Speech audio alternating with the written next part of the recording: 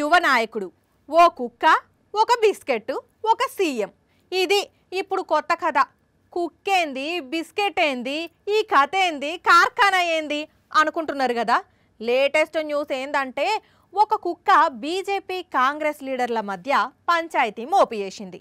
ఆ కుక్క లెక్కేందో చూద్దాం పారోసారి. కాంగ్రెస్ పార్టీ నాయకుడు రాహుల్ గాంధీ రూటే వేరు, ఆయన మాటలు చేష్టలు అన్నీ అలాగుంటాయి. ఇప్పుడు సారువారు భారత్ జోడో న్యాయ యాత్ర అని చేస్తున్నాడు కదా, అగో ఆ యాత్రలో భాగంగా జార్ఖండ్కు పోయిన మనిషి తొవ్వెంట పోతుంటే ఏదో కుక్క కనిపించేసరికి దాన్ని చూసి ముచ్చట పడుకుంటా టామీ అనుకుంటూ దాన్ని ముద్దు చేసిండు. ఈ ఇంతలోనేవరు ఆయనకు ఒక బిస్కెట్ ప్యాకెట్ ఇస్తే అందులో నుంచి ఒక 2 బిస్కెట్లు తీసి కుక్కకి తినిపియబోయిండు. మరి ఆ కుక్క ఏమనుకున్నదో ఏం పాడో, చల్లి బిస్కెట్లు ఎవరికి కావాలి, ఏమన్నా బొక్కనో ముక్కనో ఉంటే పెట్టు అన్నట్టు మూతి తిప్పుకున్నట్టున్నది.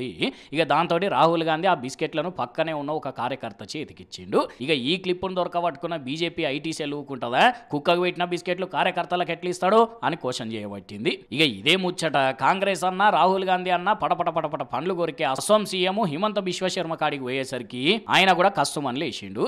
ఇదేం పద్ధతే రాహుల్, మీ కార్యకర్తలకు కుక్క బిస్కెట్లు పెడతావా అని బ్యాటింగ్ షురూ చేసిండు. అక్కడితోనే ఆగలే. ఇంకా అంతకుముందు ఆయన కాంగ్రెస్ పార్టీలు ఉన్నప్పుడు తనకు కూడా కుక్క బిస్కెట్లు పెట్టిండని ఫ్లాష్ బ్యాక్ చెప్పుకొచ్చిండు. ఒక రోజు రాహుల్ గాంధీ తన పెంపుడు కుక్క తినే ప్లేట్లో పెట్టిన బిస్కెట్లను తనతో పాటు అక్కడ ఉన్న లీడర్లకు తినమనిచ్చిండు. ఆ కుక్క బిస్కెట్లు తినలేకనే కాంగ్రెస్ పార్టీకి రాజీనామా చేసి బయటకు వచ్చినా అని చెప్పిండు. ఇగేమున్నది, కుక్క బిస్కెట్ల మీద 2 పార్టీల లీడర్లు ఒకరినొకరు తిట్టుకుంటున్నారు. ఇప్పుడు మంచిగా ఉన్నది పట్టుండ్రి కథ. కాదేది రాజకీయానికి అనర్హం అన్నట్టు కుక్క బిస్కెట్లు కూడా పంచాదులు లేపుతున్నాయి.